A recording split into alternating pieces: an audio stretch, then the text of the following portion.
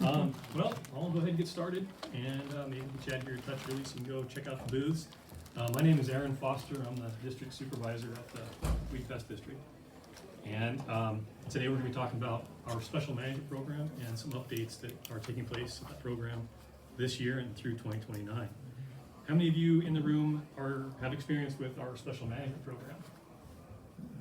A couple of you have utilized it in the past? Or what were you targeting? Leafy spurge or Russian knapweed or both? Mostly knapweed, Knapweed. mostly. Okay. I don't know what's going on with that, but.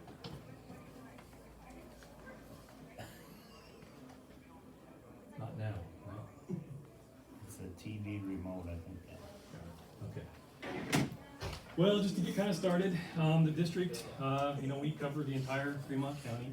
Our mission is to apply integrated management practices that consider the environment, the well-being of our resources, and help our communities in general.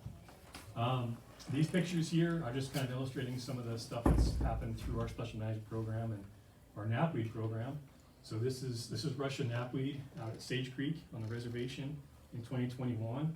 This is the one treatment utilizing that sprayer right there. And this is 2024, and it's still under control, one application.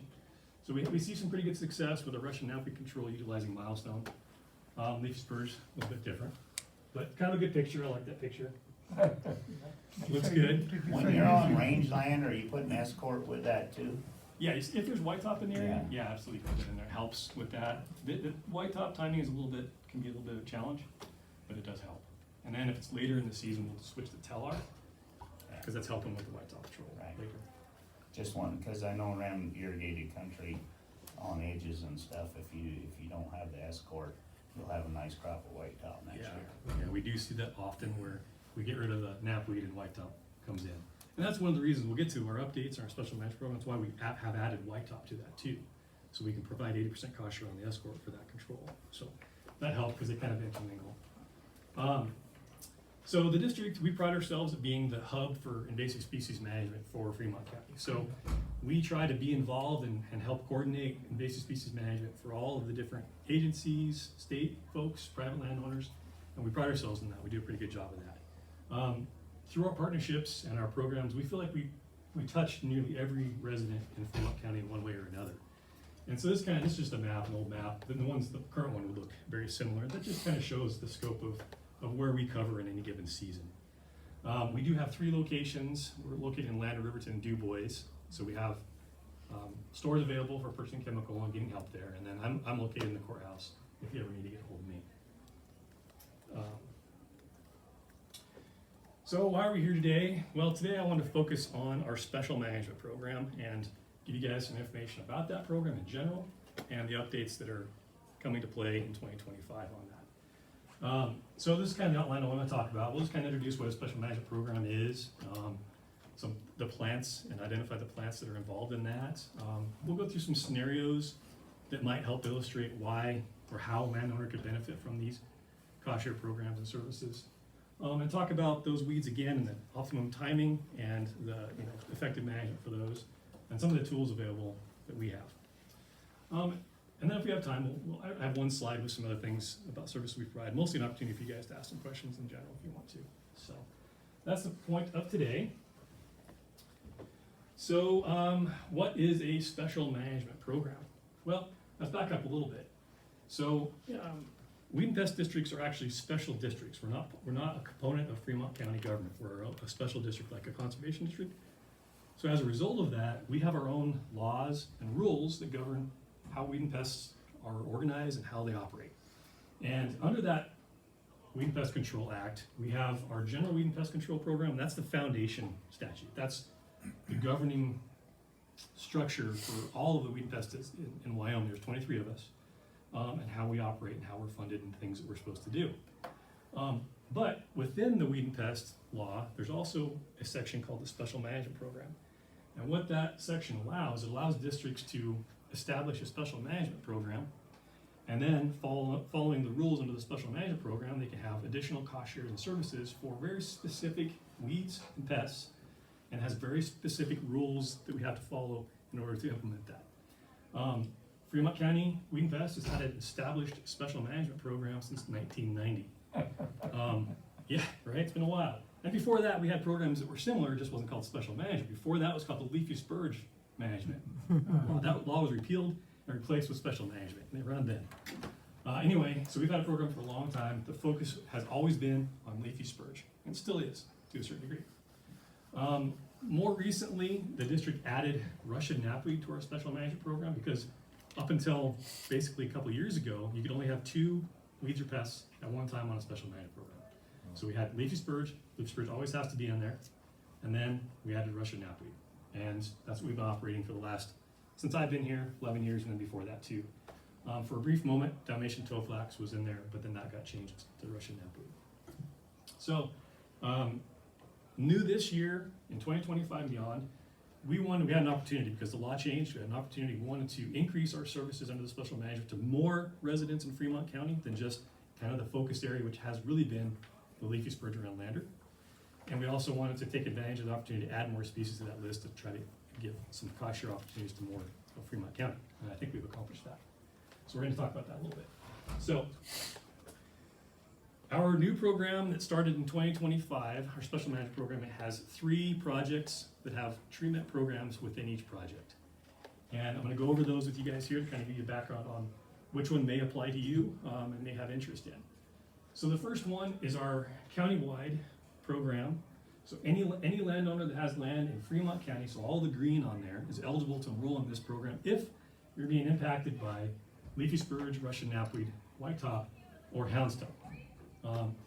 Within that program, you get enrolled, you're eligible for an 80% cost share on chemicals for the control of those weeds, 80% cost share on equipment rentals that we have available.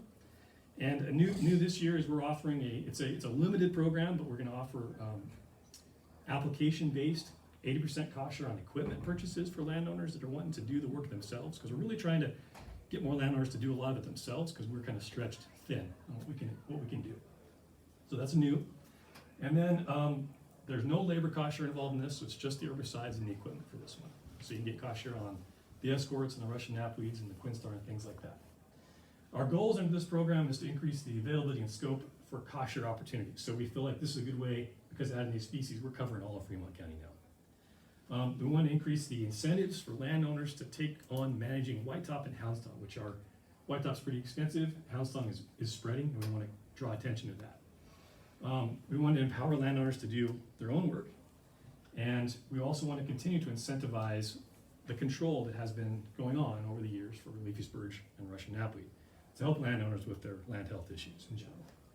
And with all 3 of these programs, our goal is to increase the outreach about our programs. We feel like maybe there was a lack of understanding about our special management program to the greater county. We want to increase that. And we want to increase the knowledge and stewardship of how to manage these weeds and how to apply herbicides effectively and efficiently. So that's the first one. Under that program is houndstone, Russian knapweed, whitetop, and leafy spurge. I'll go a little bit more specifically on these here. So houndstone, how many of you have experience with houndstone at all? Anybody? Right, I didn't think so. I didn't think there'd be too many of them. So houndstone is a biennial invasive plant. So it grows 2 years and then it dies back. It grows about knee high or so, maybe a little bit higher. It's got a purplish pink flower to it, and its leaves look like a houndstone. That's what I think drove the name for the houndstone name for it. What's really special about this plant and how it spreads so well is it forms, once those flowers dry back and have formed a seed, they create a little nutlet, and that nutlet has lots of little tiny little hooks on it like Velcro. And so this plant is super effective at spreading through wildlife, pets, your pants and shoes and socks. It hooks to everything and go everywhere. So what we're seeing with this is it's really moving up and down riparian corridors where deer are bedding down underneath cottonwoods and willows. We're seeing a lot of it there, and it's getting established, and it's moving in all of our draws and drainages. And so we're losing the battle on this one. This one's special because of its unique ability to spread. It's hard to contain because of the wildlife movement. And it's really kind of focused in the lander, especially the foothills on those drainage areas, but it's moving down the rivers. And so we wanted to say, okay, let's put some emphasis on houndstone and create some more awareness that this thing's a problem and help landowners manage it so we can try to keep it contained to there. So that's our houndstone. Landowners, by the way, in some of these situations, we also have a high priority program, so landowners that have houndsdog outside of this core area, we'll control it for free. We're trying to put those small fires out before they spread, okay? There's a few other cases where that would apply. Russian knapweed, I would assume everybody that lives over here is familiar with Russian knapweed. Don't go a lot of detail with that. It's a purple flower plant, sometimes white, gets about that tall, kind of nappy, forms dense stands. It's got a really aggressive root that forms dense stands, and that kind of pushes out what your desirable species that you want in there. Sometimes people confuse it with thistle, but this one doesn't poke you. So that's knapweed, and as you can tell, it's pretty much everywhere in Fremont County.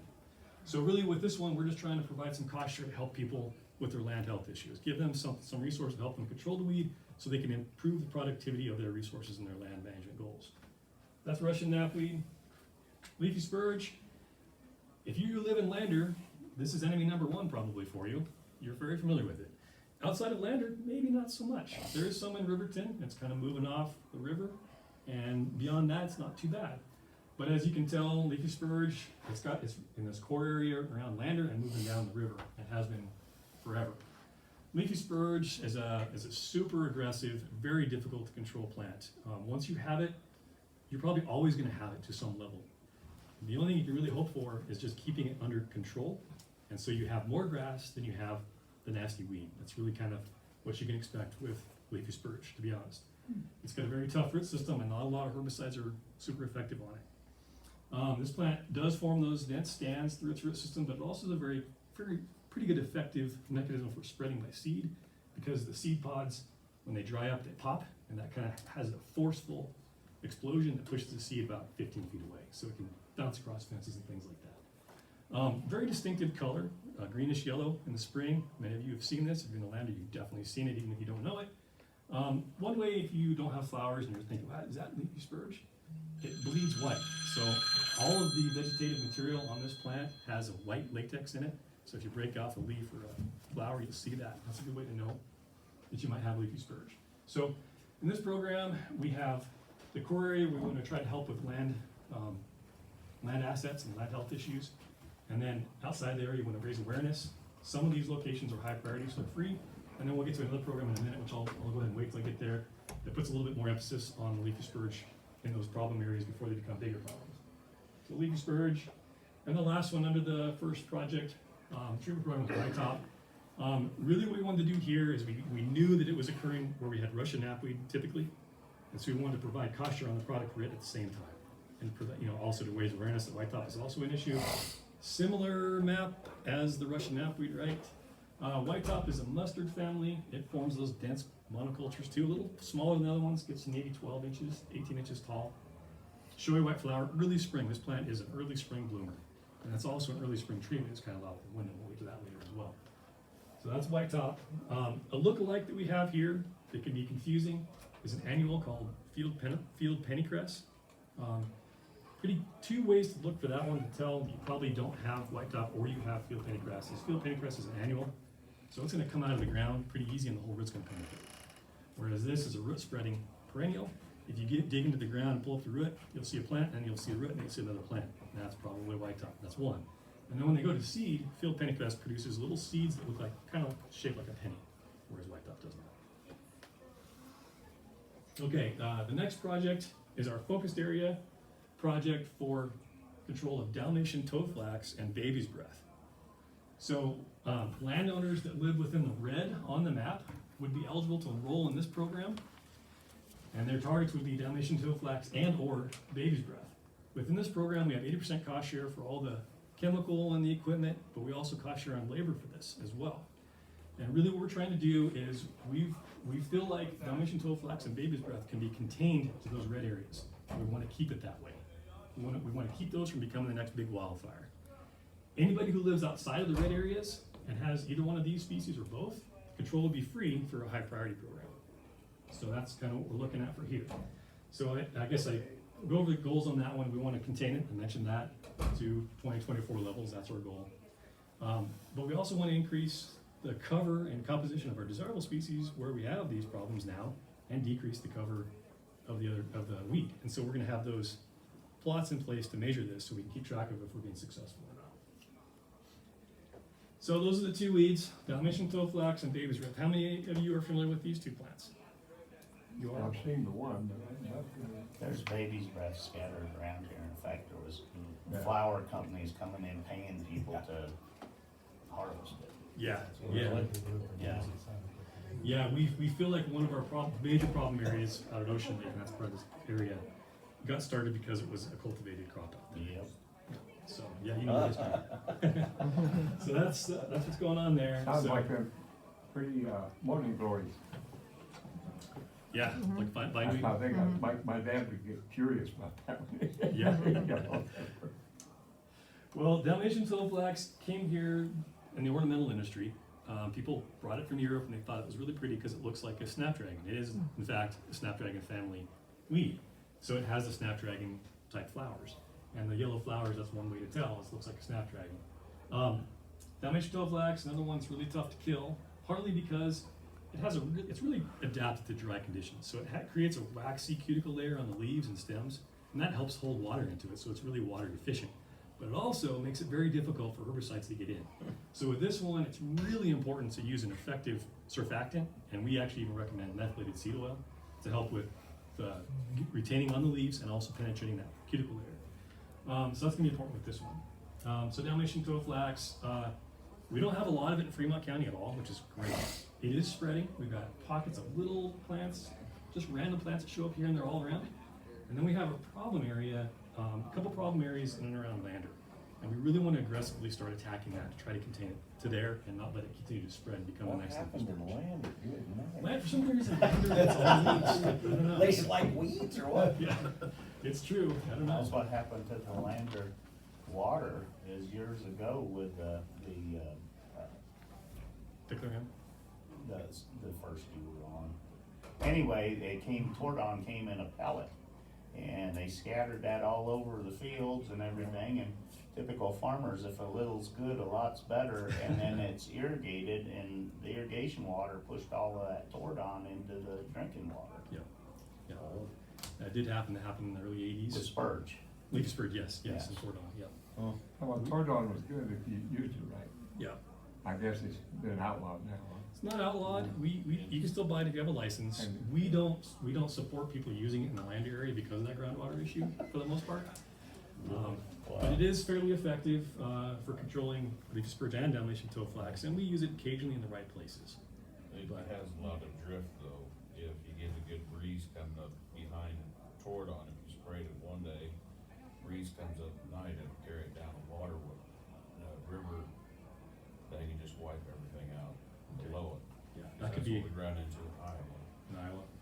Yeah, and some of these products they do have that concern, especially ones that like can volatilize too. That's an issue to think about as well. But yeah, What I used Tordon for was, I get a tank of, 240 or whatever, yeah, and I put about that much Tordon in it, and it made a difference. yeah. About Yeah, that it much. works. Well, we don't recommend it. We can help you out with that. They were, Stop by the shop I don't know sometime. if We can that's help on you the get label. that. We sprayed a lot of pastures back in Iowa with Bascaran and Lowball 2,4-D for multiflora rose, thistle, Yeah, yeah, and everything like that, and got along great. yeah, yeah. Y'all out here got a lot of different things. Right. All Well- that Russian stuff. Yeah, we have a lot of Like Wyoming. We have a lot of invaders from Eurasia that like our habitat here. So baby's breath, the other one of this second project area. Similar reasons, we feel like we're at the cusp with baby's breath, that we can contain it to our problem areas, educate folks that it is a problem, and keep it from getting worse than what it is. Our real problem area in this, maybe have been familiar with this area, but if you drive out, you wanna see it firsthand, drive out on Shady Lane, out by Ocean Lake, either side of the road. That's where they were harvesting it. Yeah, so we want to help those landowners get ahead of this. So that's our goal here, and then contain it to that spot. So we're hoping that this cost share program will help those landowners take on some of that baby's breath control and get ahead. You What can't do get ahead of it. What do you treat it with? Escort and teller and working okay on it. It's a timing thing, right? A lot of these are timing dependent, where the best timing works the best, of course, all of them do. But with this, that's an issue. And then that surfactant is important as well, because it has a lot of fine hairs in the leaves. So, baby's breath, you know, it's ornamental trade, or I should say the floral industry trade is where this is a problem, and then also cultivation. We added this to our county's declare list just a few years ago because of the problems we were seeing, and we wanted to get ahead of it. We've also got a couple of problems around the Lander Cemetery in Jeffrey City. Lander wanted to be a part of this program. Jeffrey City is part of our high priority program. We're trying to put that fire out now. And Olivia here is actually part of that crew that works on that, so she knows all about it. She says they're winning the battle, right, Olivia? I think so. Yeah, good. So baby's breath, the showy white flowers, it can get pretty bushy when you see it. I mean, it gets to be thigh high and pretty bushy. And how this guy spreads, it's a perennial, but it's a taproot. So it doesn't spread by its roots, but it dries down in the late summer and becomes a tumbleweed. And so if you guys are familiar with tumbleweeds, when the wind blows, just dropping seeds the whole way. And so that's how it moves around. So those are the weeds under that program. The third project area is our Badwater Creek, Beaver Creek, and Sweetwater River management zones. And under this program, it's leafy spurs, Russian knapweed, and whitetop are the primary targets, And with landowners within those project areas in green, you get the 80% cost share on everything I've said before, but this one also then adds labor cost share back into it. And what we're really trying to do here is if you look at the spurge in there. So this is that spurge map again, and we have these management zones. So what we're seeing, we have this problem area, we have this bad problem in this spot here. And then we have scattered plants here and there that are part of our high priority program. And then we've got these three areas that are kind of outliers, but they're getting kind of bad. And so what we're trying to do is put emphasis in these three areas to really put strong containment as a goal and not let them become this over the next 20 years. So that's why we did this. And then again, they're also dealing with Russian knapweed and whitetop in there. So we wanted to have it all encompassing so we can just go out and do the work and get everything at the same time. And so we included those species in there. But really the driver is the leafy spurge in this because of those satellite populations that we want to keep contained. Right? Try to see if we can do something. So that's that program. You guys are familiar with the weeds on that one already, I think. We've already talked about them. So, anybody have any questions so far about our 2025 through 2029 special management program and services in there? So you'll pay for us to buy equipment to spray, what do you mean? What do you mean? Yeah, which kind of equipment are you paying for? Well, it depends on what the landowner's looking for, right? Get a spray rig? Yep. So how we're going to manage that is we're going to set aside some funds in our budget for that specific thing. Right now, we're looking at $10,000 possibly, depending on how things shake out with the budget this next year. Set aside some funds for that. Landowners would then, if they're interested in that program, they get a form and put an application in and say, I want to buy this type of sprayer. It's going to work well for my needs. It's an ATV. What you're thinking of, an ATV type sprayer? Yeah, I think we're open-minded to anything. I think you have to be careful because $10,000 is not going to go very far in a tractor 3-point hitch sprayer. No. Right?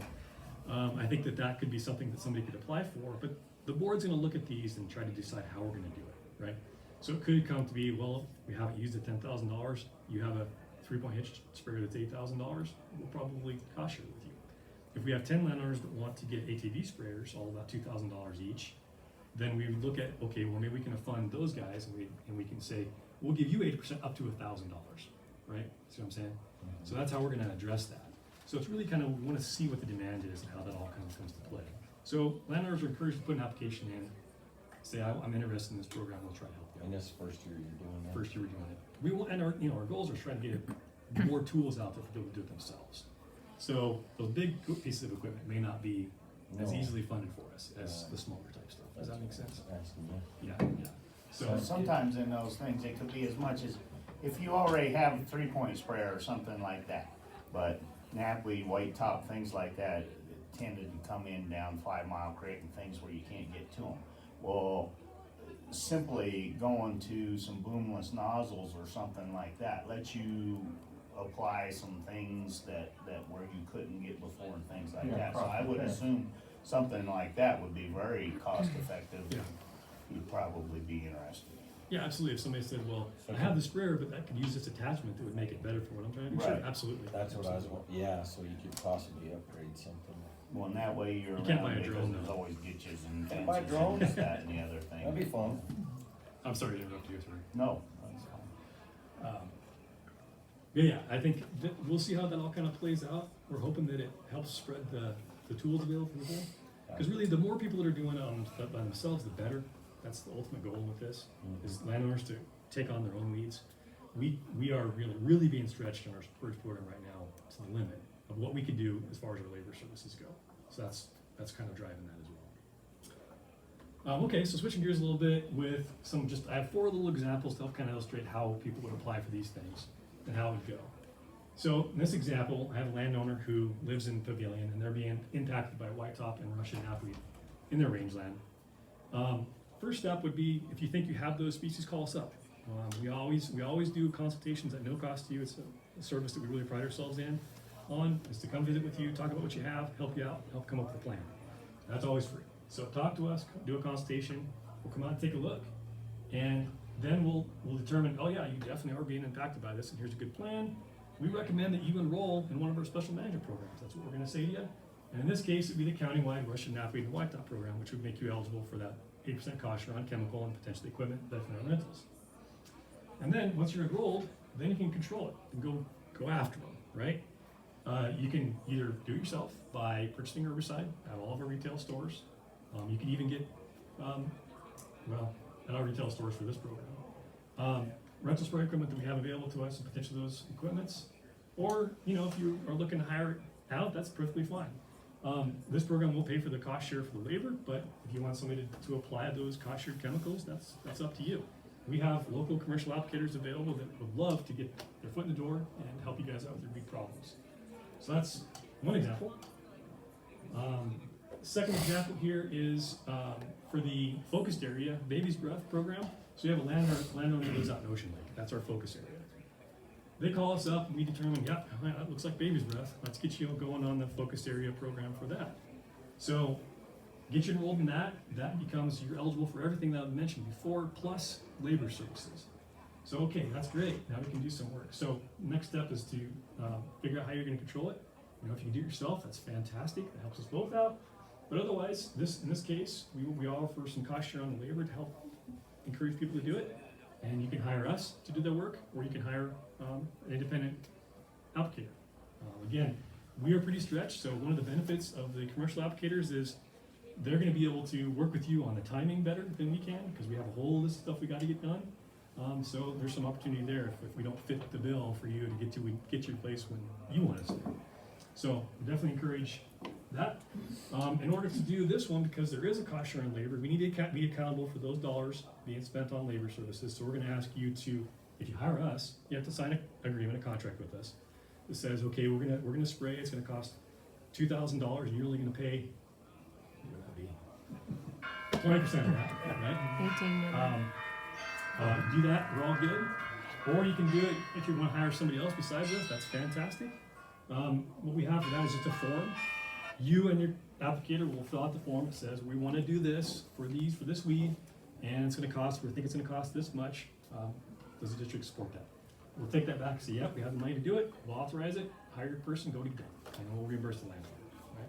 Perfect. So that's a couple options. So what happens if you have a project that has a labor cost share program and a non-labor cost share program? So in this case, this very, very likely scenario, another landowner at Ocean Lake has Baby's Breath, but also whitetop and Russian knapweed. So we want to help them out with both. So after the consultation, we determine that. We say you need to sign up in both programs. Get you going on the Baby's Breath focus area so you get the cost share and labor, and also the Russian knapweed and whitetop so you can make sure you get the chemicals cost shared to manage that. You can do it yourself. You can hire people to do it. You can hire us to do the Baby's Breath. What's going to happen is, if you want somebody to spray the whitetop and Russian knapweed, the labor won't be cost shared for that. Okay? So think of it this way. You've got a field, and over here in the corner you have Baby's Breath. And we think it'll take about an hour to do that work. That'll be cost shared for the labor. The rest of it wouldn't be. Now, what if it's all throughout, they're all mixed together? Well, you win that battle. You get cost share on labor for all of it. Because while you're mixed up for all three of them, you might as well control the Baby's Breath, and the labor will be cost shared. So that would be the benefit there. So if it's throughout the whole place, we understand that. We're going to cost share for the labor and chemicals for that. But the focus for the labor is the Baby's Breath. Does that make sense in that scenario? Mm-hmm. And then another scenario, last one. It's a landowner in Du Bois. They've got Dalmatian toadflax and whitetop, right? Okay, well, let's get them enrolled in the whitetop program, give them some cost share on chemicals, and hey, Dalmatian toadflax and dewboys is extremely rare. Let's get them enrolled in our high priority program and make sure that those plants are controlled every year at no cost to them. So we didn't get you in the high priority program. So from there, if you are willing to take it on, you can manage the Dalmatian toadflax yourself, or the weed and pest will still call you and make sure that's happening. But we would control the Dalmatian toadflax at no cost. And then the white top would then be something that you could work out yourself or with another commercial applicator to spray if you wanted to, but there would be no cost sharing either. Does that make sense on that one? So that really the emphasis is saying that our focus area for Dalmatian toadflax gives 80%. If you're outside that, it's free. That's really what I'm saying with this one. That make sense?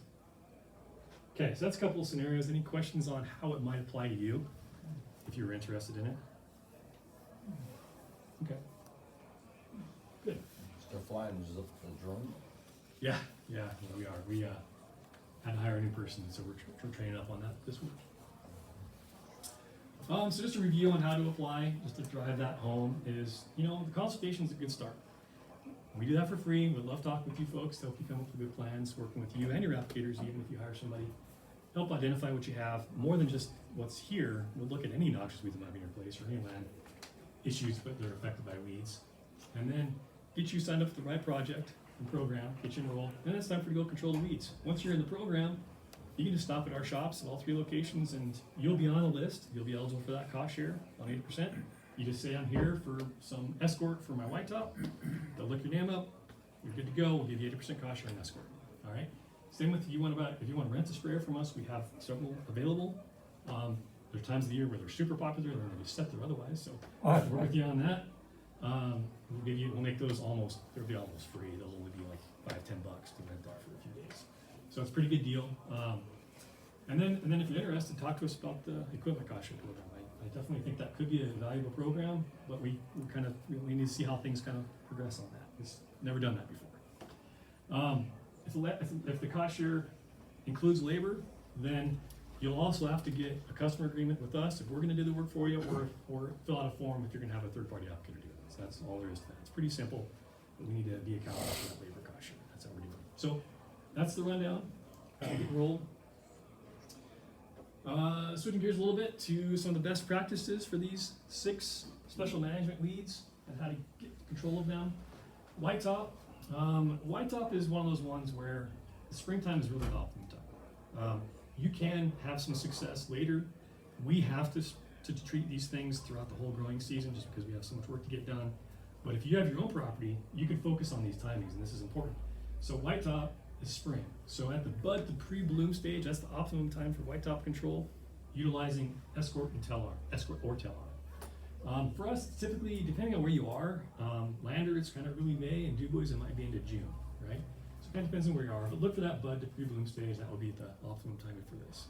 If you miss that window, fall rosettes are another good opportunity as well, especially with more. In the literature that I was reading about it, I haven't actually witnessed this myself.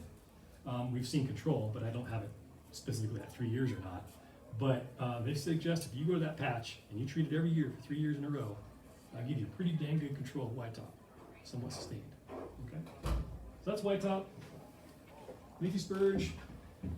You guys, if you've dealt with leafy spurge, you know how hard this guy is to control. On most practices, you're going to get a season of control, and that's about it. We have added Quinstar to our arsenal for leafy spurge, and we like what we see with Quinstar. We're getting at least a full year out of control with it, maybe even a year and a half-ish before it starts kind of coming back in. So that's good. It is kind of expensive. So with leafy spurge, we have 2 really good windows. The first is in the spring when it's in bloom, so when you see that the hillside's covered in that greenish yellow hue, that's a good time to go out and target it with Quinstar and Weedmaster. And we recommend you to use a methylated seed oil with all of your mixes on leafy spurge. That's going to help control. Fall is also a really good time to control leafy spurge. You may have missed the window on seed production, but we have a lot of seed source anyway. So you're going to control the plant, which is really how it's dominating the landscape. So fall, what we're talking about in fall with leafy spurge is really kind of mid-August to mid-September is kind of what we're looking for. And the key in the field is when you pull the leaf off or the stem, if there's still a little bit of that white latex in there, you're good to go. Go after it. If that's dry, it might be a little late, right? So that's kind of the cue on leafy spurge. The nice thing about the fall, and it's in rangeland, is we can use panoramic on this, and it works really well. It works as good as Quinstar, and quite a bit less expensive. The key with that one is you do not want to use panoramic on any irrigated pasture at all because it will ding your grasses. But in rangelands, after those grasses go dormant, it's working really good for us, we find. So something to think about there. MSO is important on all of them.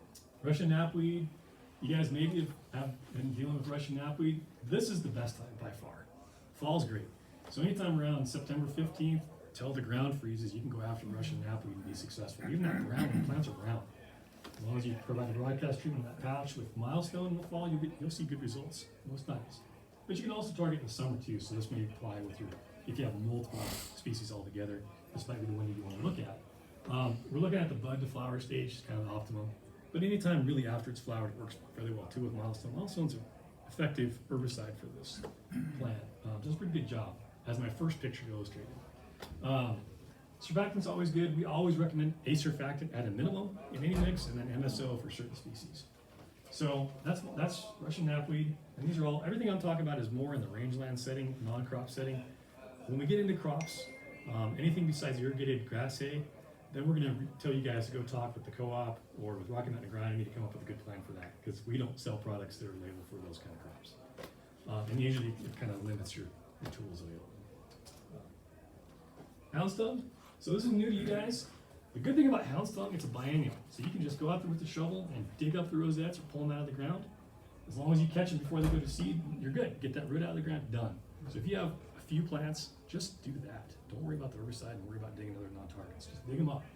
And you can do that in the spring. That's the best time because you don't miss the seeding window. But if you do, you go back in there in the fall. What we recommend is if you don't have a few, bring a bag with you, bring some clippers, and deadhead those plants that have grown that season. Hopefully catch them in flower. If they're kind of in the seed stage and starting to fall off, maybe throw that bag over top of it, strangle it, and then cut them off. Try to keep those seeds from spreading around. Then you can just dig up the rosettes, right? So that's a good way. If you have more than can be mechanically treated, then you're looking at herbicides as your most efficient option. And Escort and Tellar are the two best products that we have for that as well. Rosette to the bolt stage in the spring is great. You can catch it before it goes to flower, like in picture it right, but still starting to get kind of tall. That's a good time. You'll get control. You won't see the control with Escort for weeks. So you don't see the big curling over effect. It'll just kind of be there. And 3-4 weeks later, it starts turning yellow and dying off. It's done its job. That's what it does. So don't be concerned about that. And in the fall, still a good time. You've missed the window on that year's seeding plants, those flower plants. So don't worry about those. But there's probably a whole crop of little rosettes that are waiting to bolt in next year. You can get those under control in the fall. So houndstone, if you start encountering that, that's what you're looking for there. Dalmatian toadflax, already kind of talked about this one being difficult because that wax.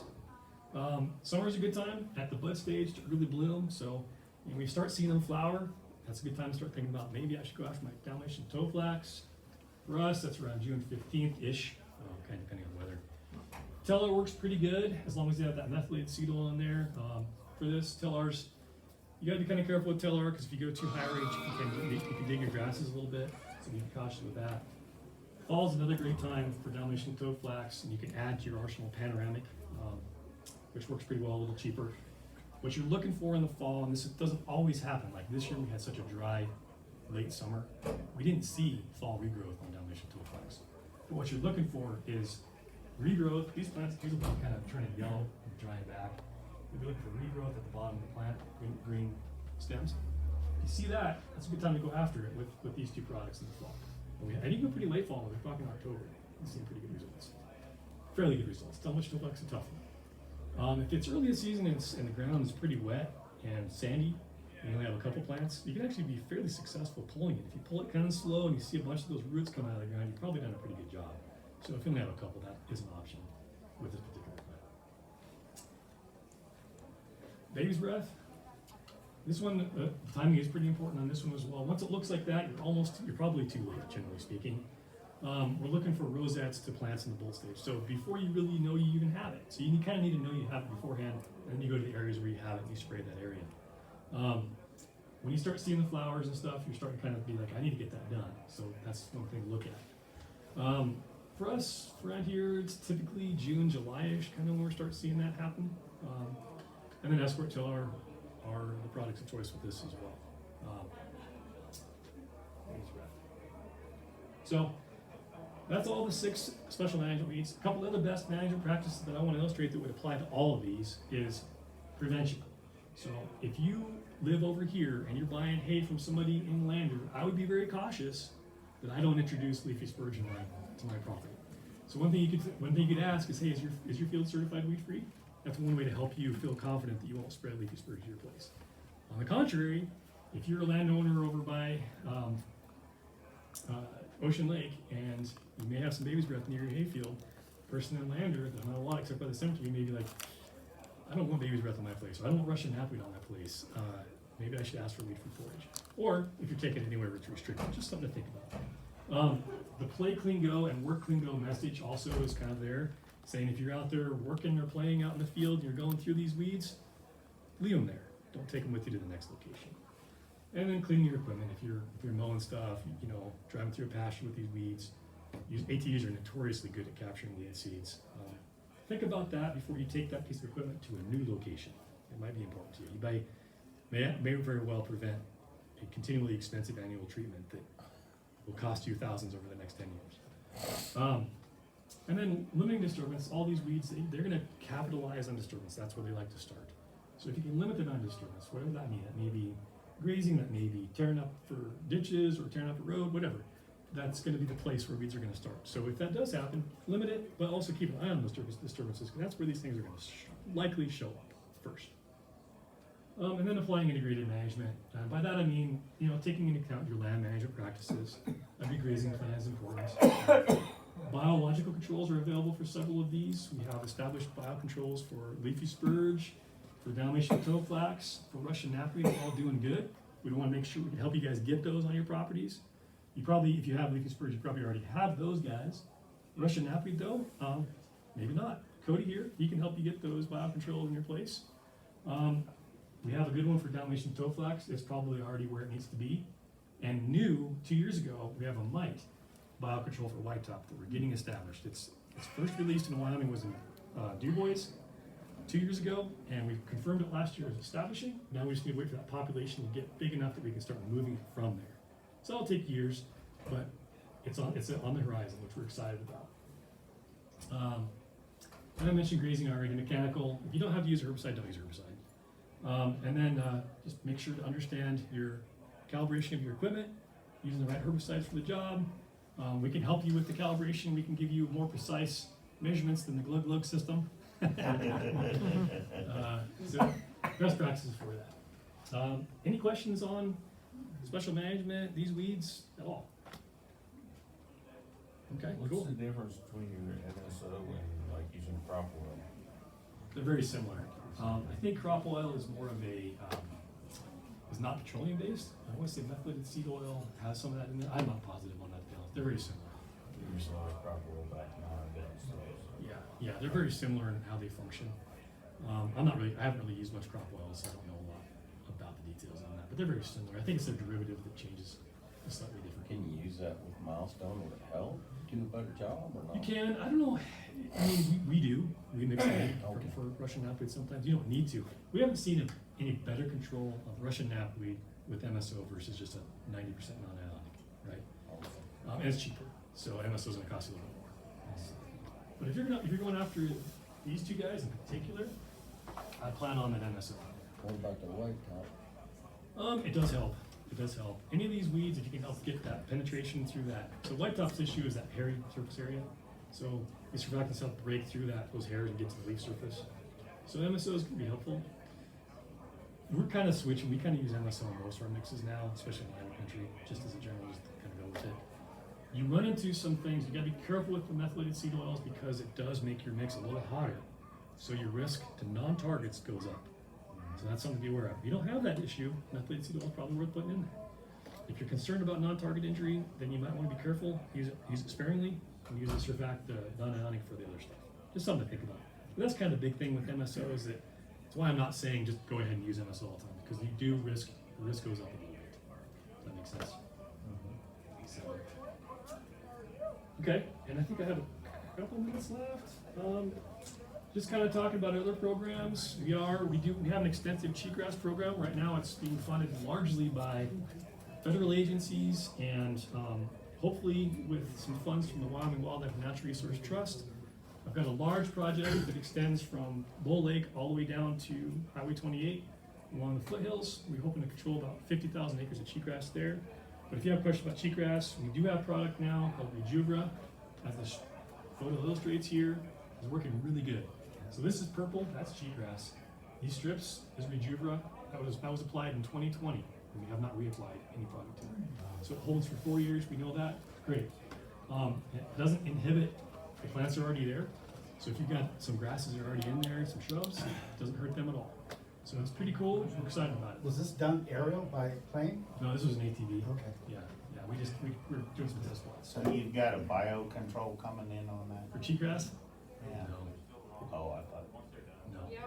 Oh, that's another program, sorry. oh, sorry, I was. So I just put that picture in there because I like it, because it shows that, wow, you need good control. And has the highway department quit using cheatgrass now to put it in roads? Kind For of. erosion control? That's how it came in. Did they use it for real? Yeah, that's how it came into the state.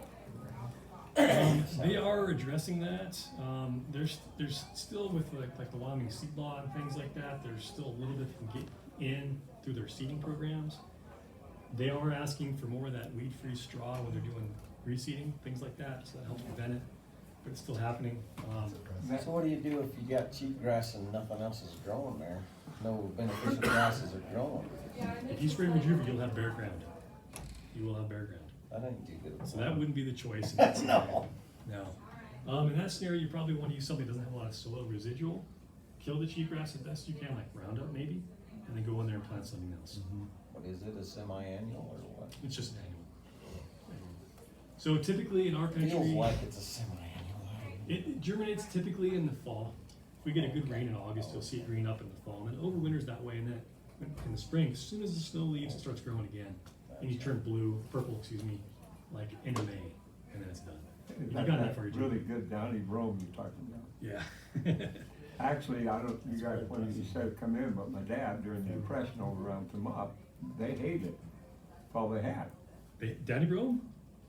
They went real early and they were putting new specs up. Yeah. And they put it up, greened up and burned a little bit. And they fed it. They said better, my dad used to say it was better than a cold snowbank. But they used it during the Depression over there to keep the cows going. Yeah, and people still, it has some quality to it in the spring. If you catch it right. Yeah, there is some Like use for it. The cheatgrass, Yeah. cheatgrass, you can graze it hard in the spring. Yeah, that's what he tried to do, Yeah. put his horses up in that one field early to get it all that hay off. Yeah, I had a little control, but then it came back, so I don't know. You know, in the grazing scenario, that's great if people can utilize it. They may have to if they have a dominant community of it. You gotta be careful with the grazing though, because if you're grazing that really hard, you're probably also grazing your desirable perennials and setting them back too. So it's a tough one. And then it fluctuates so much depending on moisture. So, you know, one year you might have, oh man, I got lots of cheatgrass, and then next year dry year like we may see this year, they'll only get that tall and that's all you got. So it's not as predictable as far as what you can graze. A couple of years ago, we had bad fires all over out 17 Mile because the cheatgrass was this tall. Yeah. We had lightning storm come through and started like 5 or 6 fires at once, and it was a wreck. It's kinda like gasoline. It It's is. really bad. Oh, yeah, we like to, us and our neighbors were out there fighting and trying to save, we did save the house next door because the fire department got there pretty quick, but barely. Well, you probably heard about those 800,000 acres that burned over by Shellard and Buffalo this last summer. A lot of that had to do with being fueled by these annual grasses. Oh, was it? Yeah, Big fire. it helped move them for sure. Yeah.